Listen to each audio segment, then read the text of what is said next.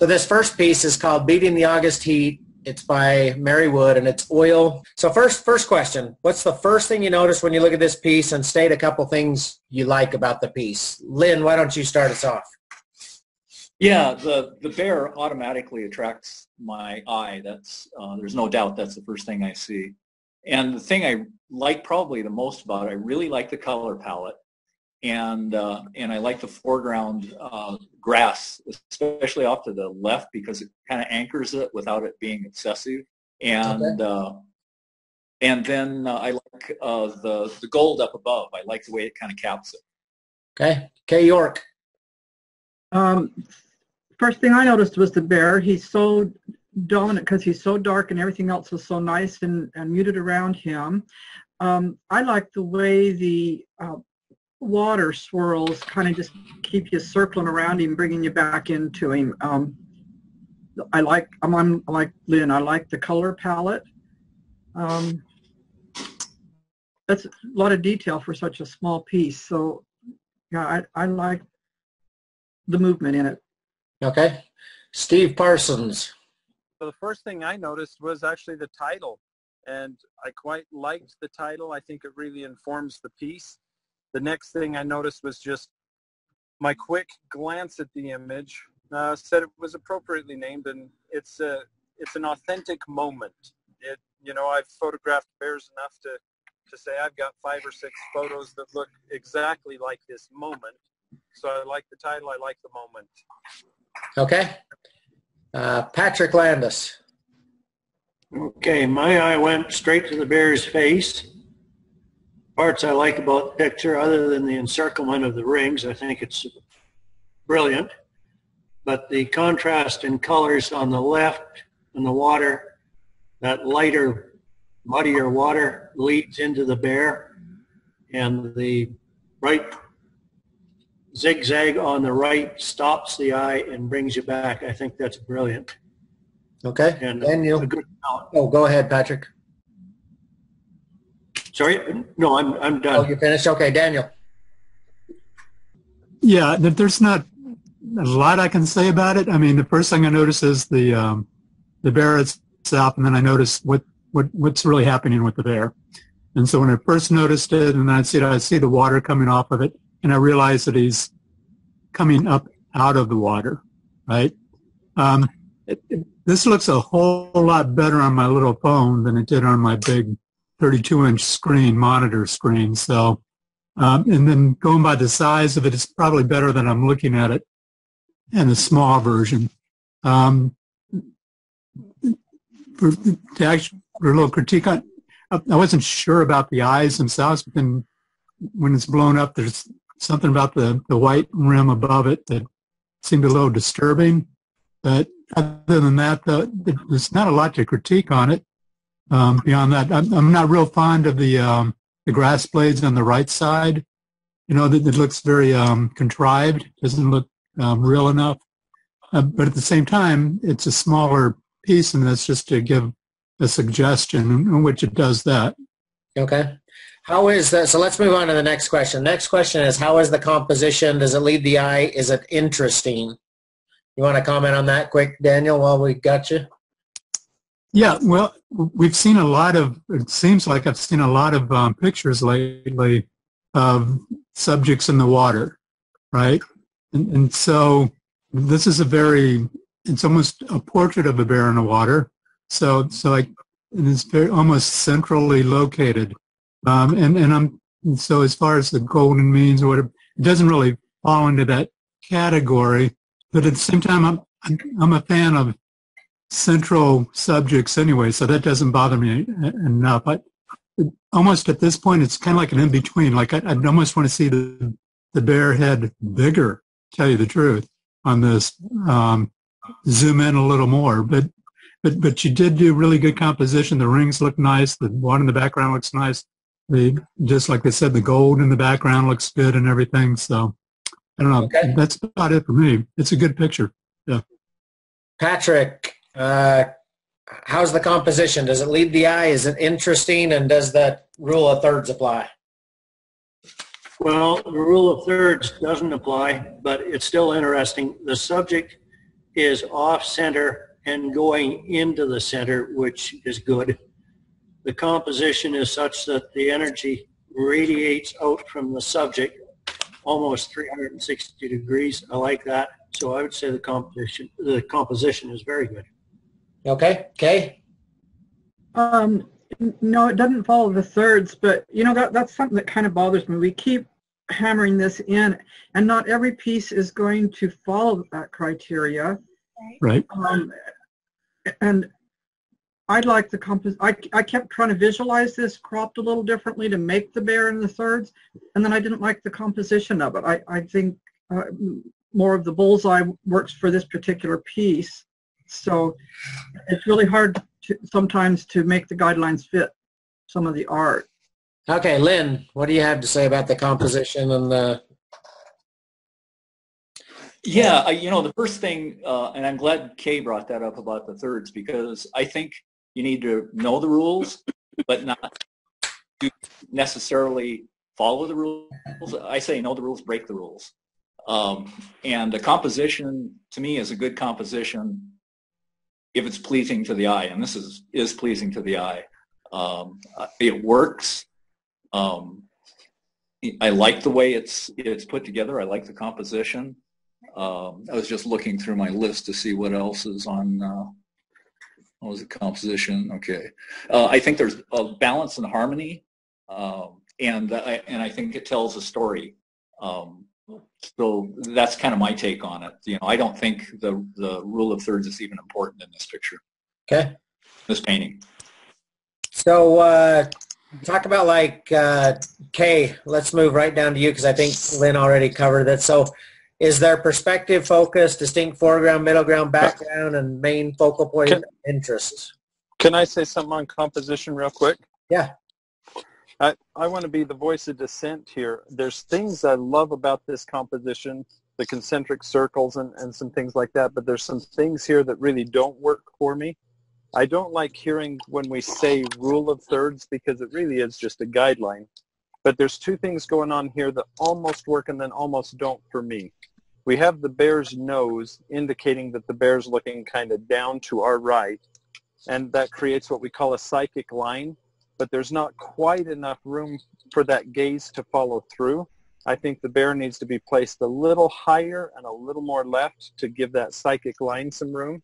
But if we zoom in close on the face, the eyes are looking actually more bottom left than bottom right where the nose is pointing. And same thing, we still don't have enough room for that psychic line, but there's kind of a tension between the eyes and the nose that I don't feel is resolved well, even though there's so many things I do like in here. Yeah, go ahead, Jim Bob. Give us everything up to that point, your thoughts. Oh, yeah, as far as the rules of third, of course, I agree that is a guideline, but I think when I looked at this, of course, I did like what I call the temperature of the piece, the warm and the cool, but I think if you follow the rules of third, if this was a study and you were going to take it back to your studio, I would maybe apply the rule of thirds to the composition. Number one, somebody mentioned moving the bear's head to the left, and if you follow the rule of third, that's exactly what would happen.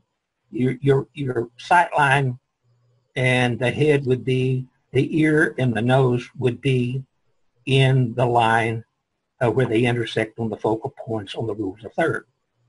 And then if you shorten the piece top and bottom, then you have if you did that and you looked at the composition, you would and drew a diagonal line from one top corner to the lower right corner.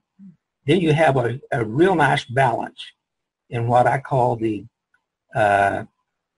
separation of the warm and the cool color and the bear's head to the left. I think it tightens the composition up if you would consider that as a possibility. Yeah. What suggestions would make to improve the work? So we already heard like possibly moving the bear up and to the left. Anybody else have some other suggestions? Let's start with you, Patrick. Yes, the muddy water in the background, if that hard to explain here, but that light color that runs into the bear's left ear, if that line had been reinforced between the two ears, I think it would have added separation between the bear and the background. And the other thing, let me have a look, ringlet. The other thing is that's bothering me here is the eyes. I'm seeing them twice. The eyelids, to me, are looking normal until I see the eye below them. So what I'm seeing is two eyes. Either one would work, but not both at the same time. So I don't know where you go with that. I think it's, like I said, I'm seeing two eyes where there should be one.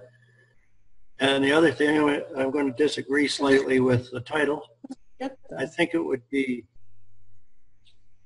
maybe a little stronger if it was reduced, something to chilling out. I don't know, but I just prefer very short titles that more to the point, the better. So, Okay. Other than that, it's brilliant. Kay, do you got anything to add how the piece could be improved? Yeah, the one thing that caught my eye right off was the eyes. They seem just a little big for a bear. Bears have such tiny little eyes, and because the white around them is so distinct, I don't know, it makes them look, I don't know how to describe it, but I think that should have been toned down just a little bit. But other than that, no, I'm fine with the rest of it. Jim Bob, what do you think? Oh, I think I gave my piece. You know, if I would think if the artist, if this was a study, and it probably may be, and she took it back to the studio, she would probably consider a lot of those things that we're talking about. But again, technically it's fine. Like I said, I like the temperature of it. I would definitely move the bear's head. I consider moving it to the left. The left ear to my left would be the fit into the rules of third. Y'all consider the rules of third as being a guide.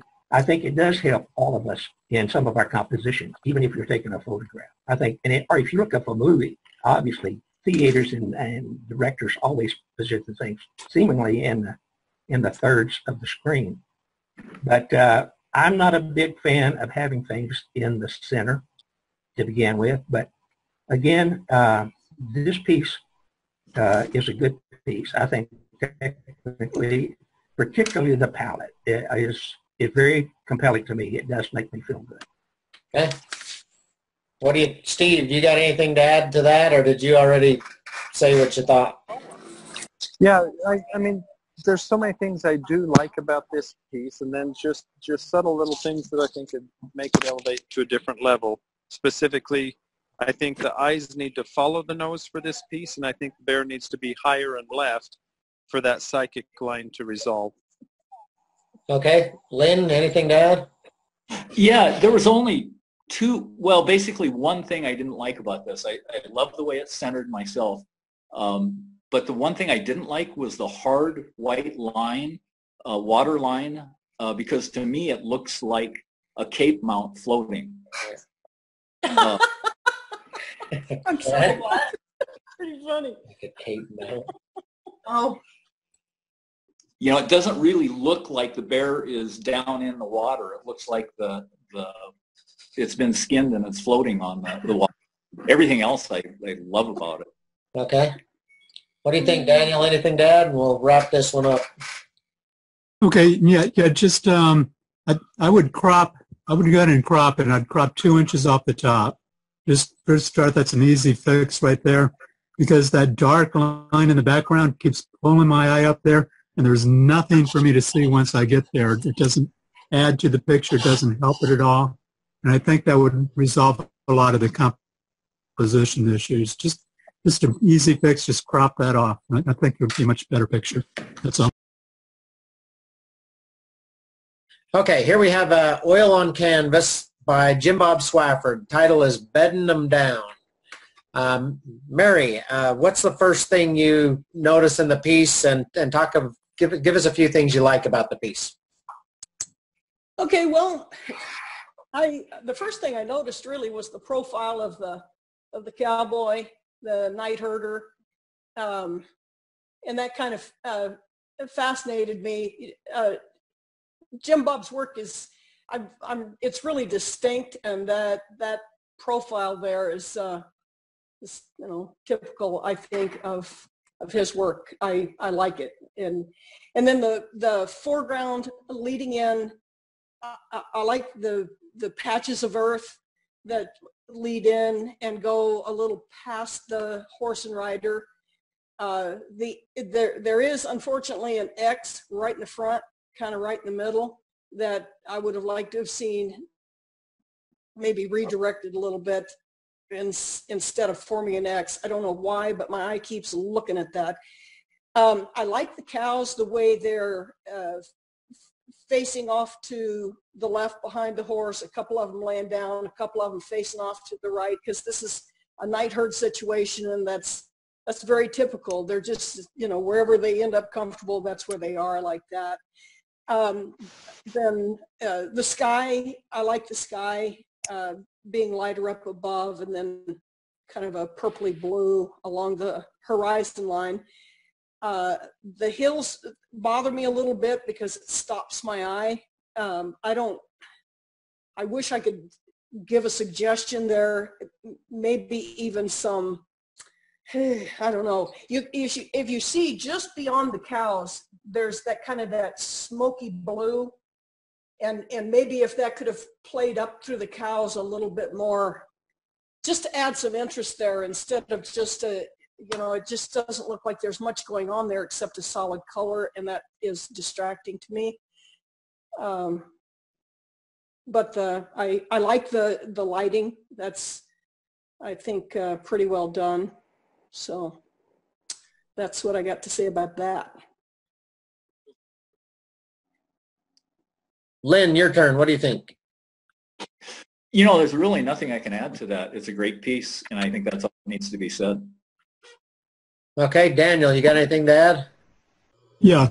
The thing that I noticed right off the bat is that steer head in the middle and that one horn just going right up towards the horse, which is a nice composition in that regard, but it's a little too bright for me. And I think that foreground, since this is a nocturnal scene, it probably should have darkened that down, like on the right side of the grass there and everywhere. If you would have brought that all the way across, that same type of value there, I think that would have helped. Like the white, it's just really stark white for a night scene, that's it. Okay, Kay York, what do you think? I like the piece. It caught my eye right off, but the thing that just has bothered me is that cow that's laying down, that hip and flank. Just at first I couldn't even make out what it was supposed to be. I thought it was a rock, and then I went, no, that's part of the cow. And I'm not sure what's wrong, but I think it's the butt seems really pointy. Right here? Right in that area. And it's, if it had maybe not been so gray, because I'm sure that's the way it was, because those cows are light underneath. But maybe if that had been toned down just a little bit and rounded, it looks pretty pointed. And I agree. I think the white on its head is a little bit stark for as late in the day as it is, and the ground also needs to be just a little bit cooler. But nice piece. Okay, Patrick, what do you think? I like it. It's I like the simplicity, I like the narrative, and I like the lighting. In terms of improvement, Jim Bob, I think you need to work on anatomy. That horse his back end is too straight for a working horse or riding horse, and his back is I would say long. That said, and the other that said, it's a very strong piece. The only other thing I'd like to see is I'd like to have seen the highlights on the left. You've got good variation in your steers, but the highlights on the left, the same value as the highlights on the right for the animals.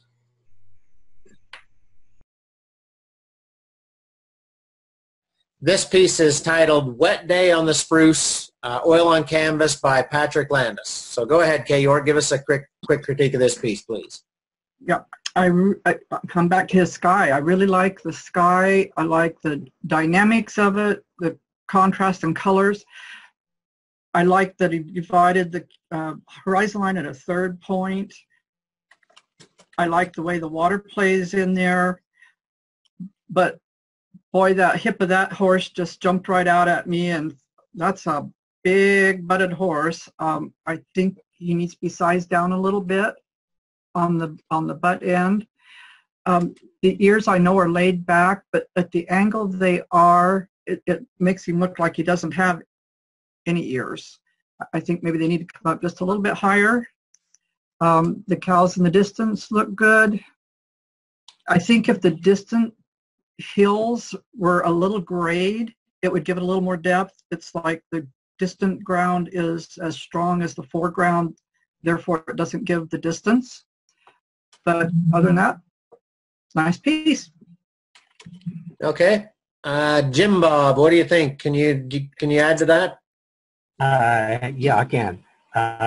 If you look at, again, the composition, the placement of the cowboy and the horse is ideal as far as composition. As far as the sky, I'm not that excited as Kay was about the sky. I think it would help to soften the yellow or the warm color into the blue, and I would soften that gray into the yellow.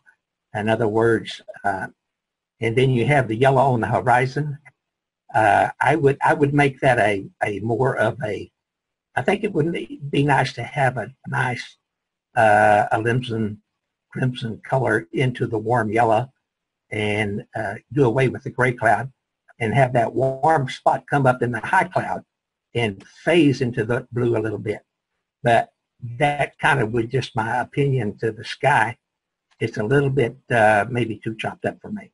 As far as the composition, the horse, I agree with Kay on that for sure. I think it's a pretty nice technique to lead into the piece.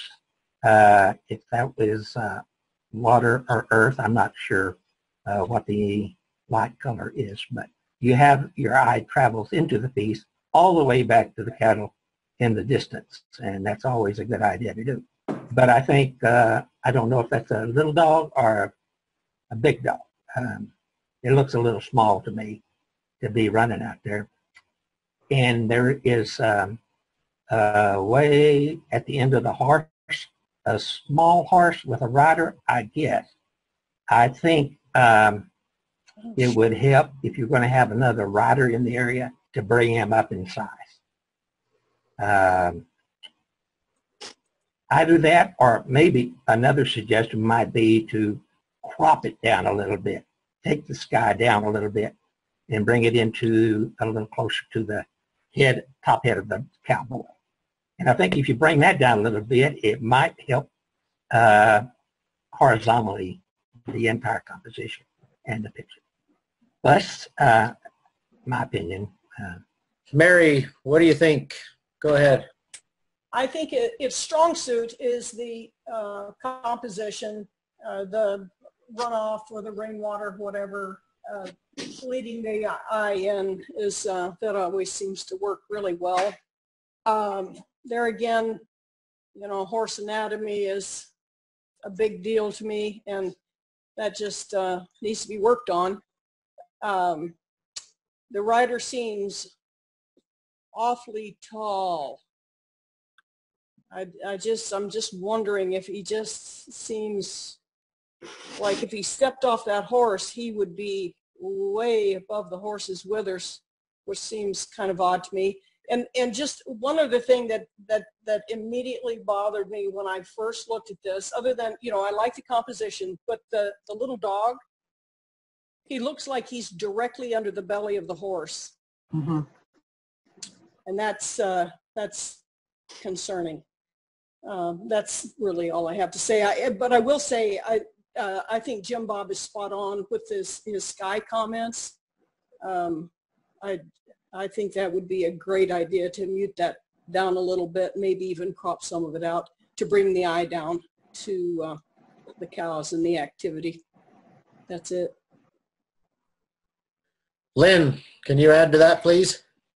You know, I can't really add much to it and kind of echo. I didn't really care for the horse and rider. I didn't think that the proportions were really all that great. I thought the head was small, the butt was big, and the rider was tall and skinny.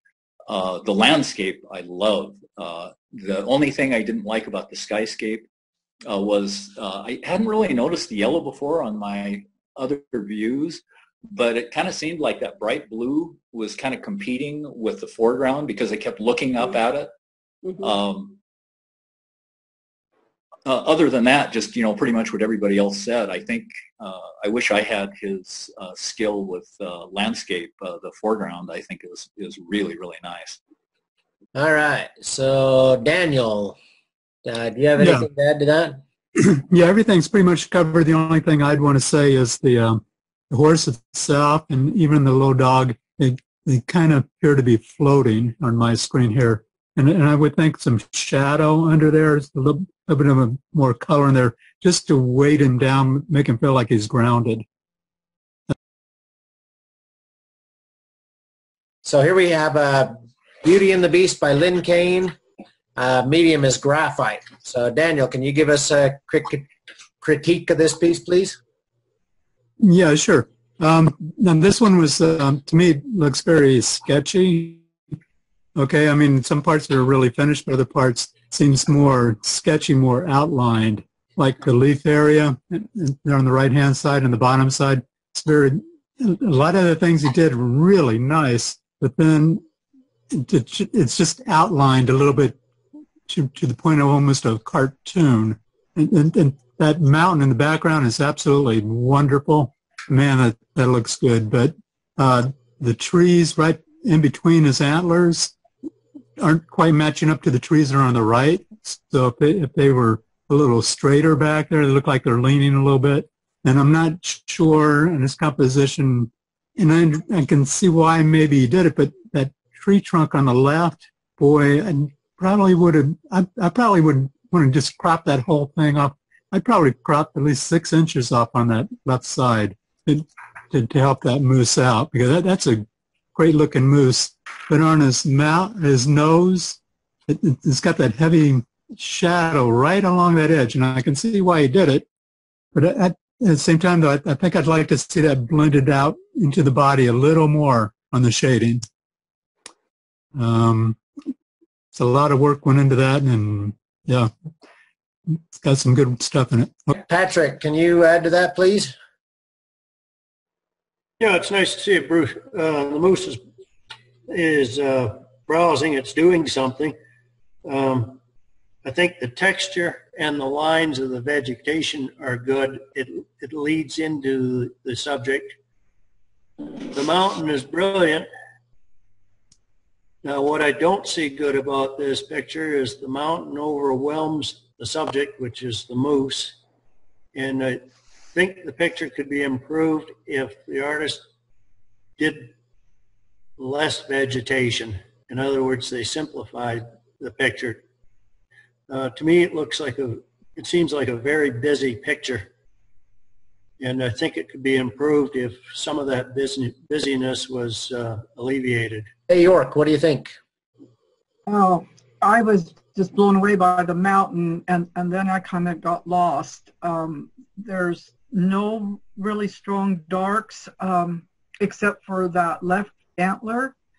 I think if the body of the had been really dark, the vegetation would make a little more sense. I think the shading in the leaves is so close to the shading in the body that I have a really hard time distinguishing some of that area.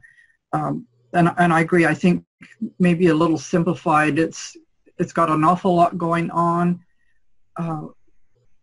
And I lose the antler where it joins the mountain. I think if the antler had been a little bit lighter there, it's just kind of gets lost. But that mountain, that was brilliant. But Dark in the Moose, maybe. Okay. Barry Wood, what do you think about this one?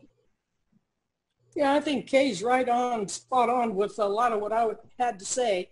The other thing that is bothersome to me is the pine comes in from the left, and then you've got the moose and this, that awesome mountain back there, and it just cuts the composition right in half. That's really, I'd crop in on the left more than 6 inches, to tell you the truth, so that the eye would go to the moose instead of getting all lost in the greenery of the pine tree. And I gotta say, I agree. Moose are quite dark, and the other thing, that antler getting lost, I totally agree with that. Getting lost hung up there with the mountain, but the body is too small for the head of the moose. Hey, Jim Bob, take it away. Several things. I would agree to crop almost to the antler, the tree on the left. I would concentrate, if I were doing the composition, it would help the composition to have the moose head at the edge of it, almost have a horizontal, a vertical painting or drawing. I agree. You need to lay in the dark for that moose to really come out. To look at it in the beginning, I almost said, it's like, can you find the poisonous snake in this picture, that there is the gravel and grass. And it takes me a while to really take it in to notice what I'm looking at here. And just to improve it, I think if you would just lay that moose in to have darker shades, get it really good in dark in comparison to your vegetation, certainly would help it out a bunch. I think everything that's been said about it has been said, but I do like the mountain. I like the way the skill of the work is good. I cannot draw like this, but I can appreciate it when I see it. But my only opinion is to make that moose hand stand out is to contrast it to the rest of it. Yeah. This piece is acrylic on canvas by Kay York, titled Splash Dance. And Jim Bob, give us a quick critique on this piece, please. Okay, there's no doubt Kay is a skilled artist in looking at this piece. There are several things.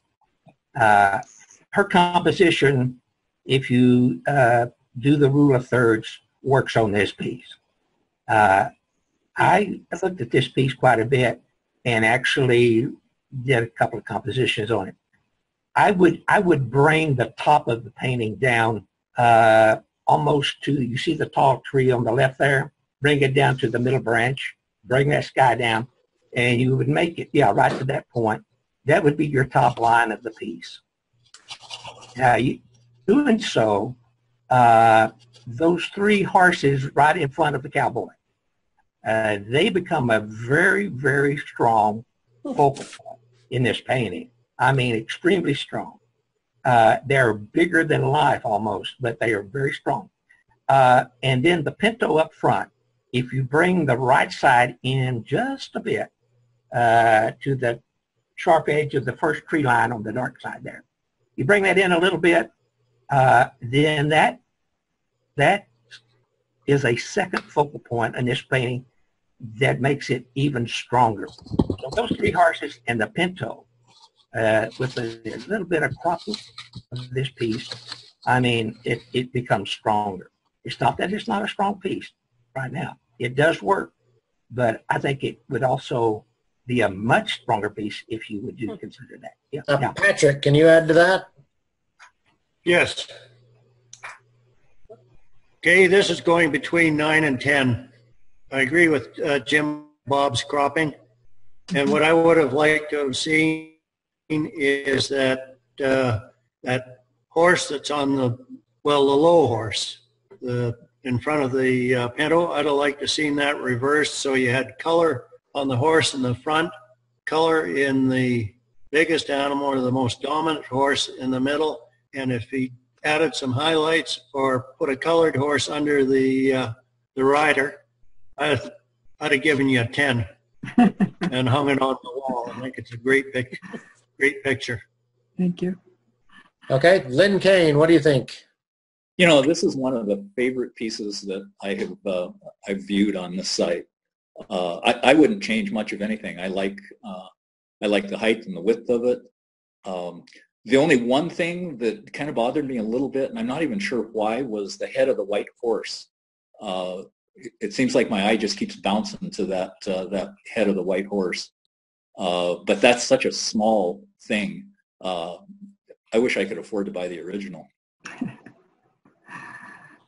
All right, let's move on to, where are we at? Mary, what do you think? Well, I would hang this on my wall proudly, and you know me, I'm horse crazy, so it's just extremely well done, Kay. And your reflections, the transparency of your water, the shadows across the water. I even, you know, when Jim Bob suggested the crop from the top, you know, I've got some sheets here that when somebody says crop something, I try to mimic that. And, you know, the one, you know, where he comes down on the tree, I agree with that one. But I mean, I'd hang on the wall just like that. All it does, and Jim Bob is right, the minute you crop that, then your focus just goes to those horses, which are, you know, just so well done, and the splashing of the water. But I think it's probably because I like country, I like being out in the country, that I don't mind the dimension that you painted it at all. And so either way, it's good. Then the composition, I noticed this when I was first looking at this. The composition works clockwise as well as counterclockwise for me. And that's rare when I see a piece that, you know, I just kind of let my eyes go, oh, I don't glaze over or anything, but, you know, so that I can just encompass the values and look at the composition and just let my eyes follow what it will. And on this piece, it went both clockwise and counterclockwise, and it just keeps you in the painting, in the moment. I love it. Thank you. Okay, who do we got left? Daniel? Yeah, I agree with everything that was said. It's an excellent painting and everything. The only thing I would probably expand the picture actually on the left a little, just add another inch on it or so, and just to give a little more there so the rider is a little more to the right. That's all. Mm-hmm. Yeah, I think that's probably a good comment. Yeah. Okay, go ahead. Once I considered the crop, and I considered the whole thing, and I agree, it works the way it is. But one thing I kind of discovered, I kind of work at it from a discovery point. By cropping the way I did, there's a third focal point besides the two horses when you crop it down, and it's that reed that bright reed in the background there. That's the highlight yellow above the pinto and the horse. When it's cropped down, that becomes a third focal point. Hey, Jim Bob. Yep. Go ahead and click on your screen, and I think if you click once on somewhere, I think we'll be able to see your mouse, and you'll Right be able here. to explain it better. Can So, you see that? Can you see my mouse? no, you got to click once, I think, to take control of it. There it is. Can you see it now? I can see the arrow. Okay. When it crops down to like that, there, then this becomes a focal point, the pinto here.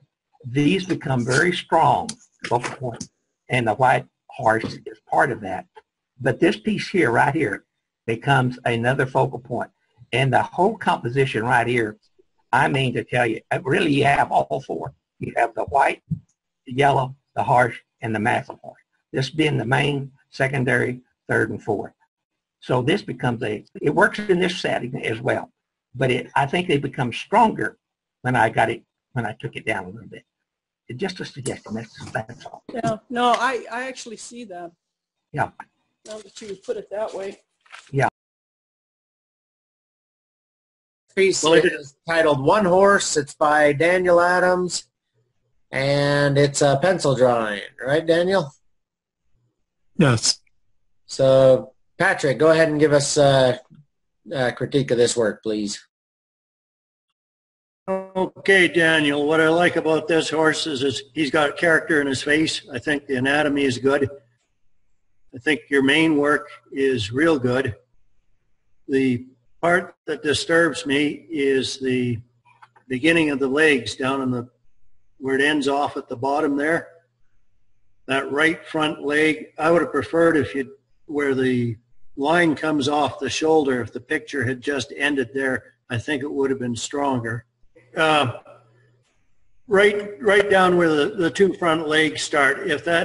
I think if that part there had been left off the picture, Daniel, I think you'd have a more emphasis on that horse's head, which is brilliant. And that's pretty much all I've got to say.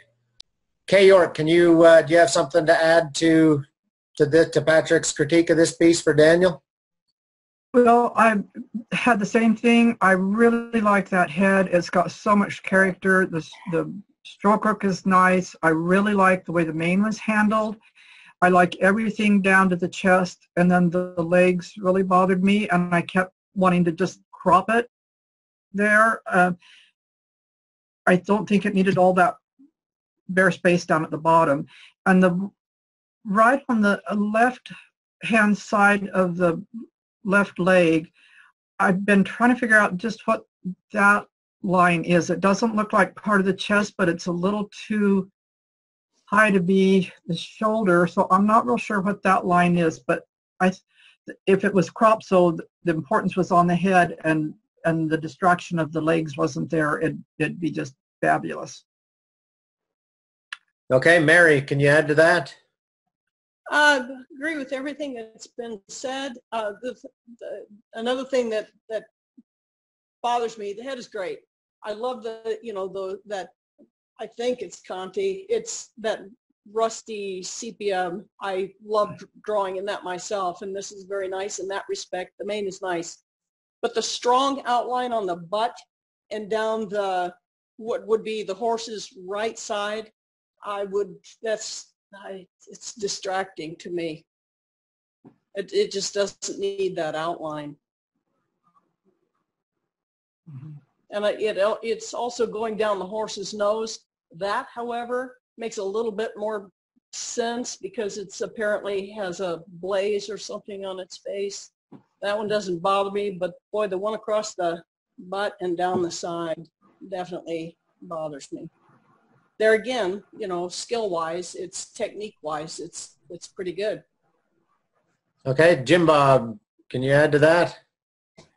Yes, I think to me, you can't see the boundaries of this whole piece because they're white. But when I looked at this, Daniel, I thought too that the head and shoulders of the horse should have probably just been the completeness of it, and bring your lower boundaries up above your signature there somewhat.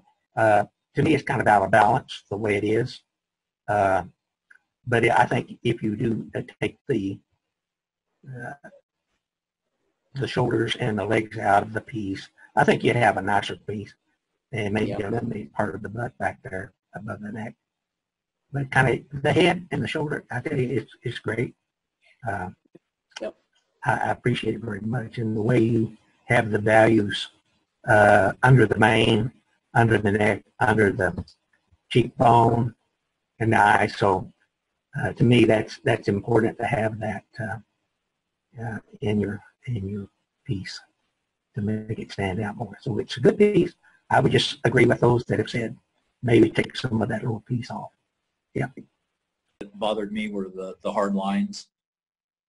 I'm not a big fan of that, but I totally admire Daniel's skill with the pencil. He's a master.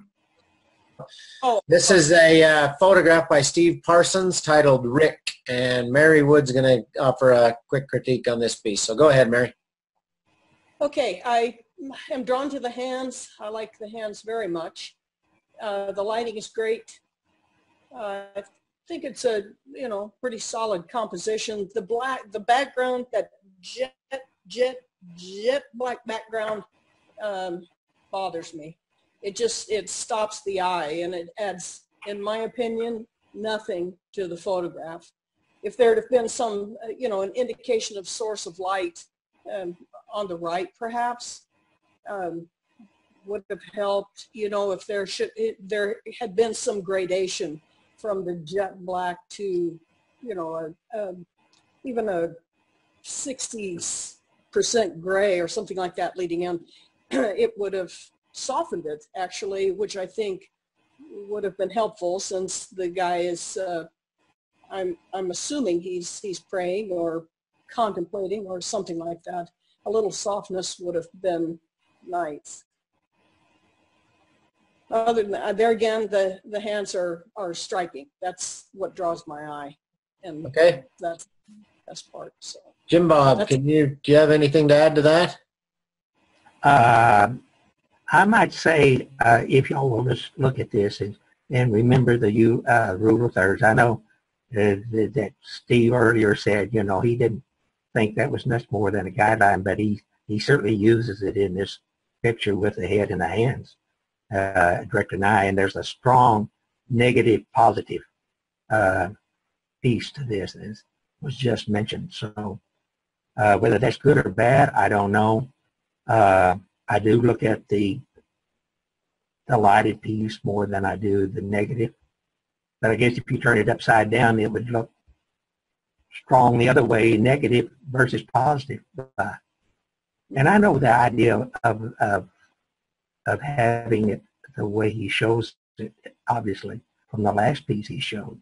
But again, I don't know. Maybe it's just too stark for me, too sharp to really appreciate it that much. So that's just an opinion. Okay. Kay York, what do you think? I thought it was a very strong piece. I'm drawn to the hands also, but the detail in the face is wonderful. It didn't blow out. You almost expect the face to be overexposed, I guess, because it's so dark behind there, but the detail in the face is really stunning. And I don't think I'm really bothered by the black, because I know that he was trying to put the emphasis on the face. But Mary's probably right. If there was a little bit of a light up there in the upper corner, maybe that would have softened it just a bit. But it's a lovely piece, right? Patrick, you got anything to say about this one? Yeah, I'm finding it really interesting. I didn't realize that both of these pictures have been done by Steve, because the other one I'm finding not, I know I'm going off topic here, Russ, but this picture's got everything right in terms of its composition. The other picture that Steve offered up, in my mind, had just about everything wrong it could get in its composition, but still it had strong commercial potential. Mm-hmm. And I would like to go back to that, because I'm seeing a mind going in two different directions here. And one picture works instantly, this picture, and the other picture I really had to spend a lot of time looking at it, because he was breaking all the rules. And I was thinking, what am I not seeing here? What's wrong with it? And when I switched my mind over to, rather than looking at it for its aesthetics, look at it for its commercial value, and it's the equal of this picture, but this one here. If he changed the cropping on this so that the top ended about where the sweat mark is on the top of his hat there, that would place those eyes almost at a third and a third. And when I say it's got commercial use, that leaves the negative area on the right to add copy. It's a strong face, it's a strong composition, but it aesthetically, with the way it's presented with the top off there, you lose that composition with that top on there, on that negative area. Mm-hmm. So unless you add type in there, it's another picture that looks like it's off center. And I'm thinking, I agree with does that. that make sense? Yes. It does. Lynn, you got something? You can go ahead and comment on this one, or I can switch back to the other one. I mean, did you got something to say about this piece, or even either one of them? Yeah, this piece, I love the redirects in this piece that take you back into it. It's, you know, I don't know if it was planned or it was just one of those shots that turned out, but even if you look at his hair, the hair takes you back down. And the lines of the hoodie and the shadow between the hands take you back up to the face.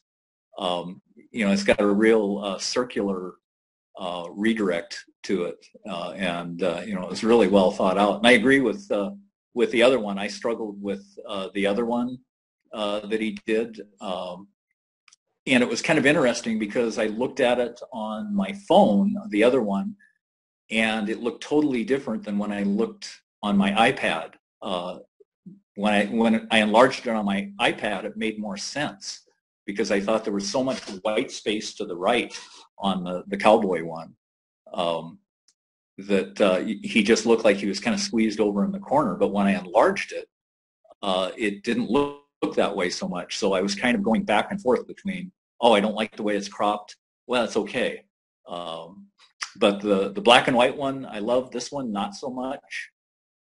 The black and white one was just, you know, like almost perfect composition, and this one kind of struggled a bit. Okay, Daniel, what do you think?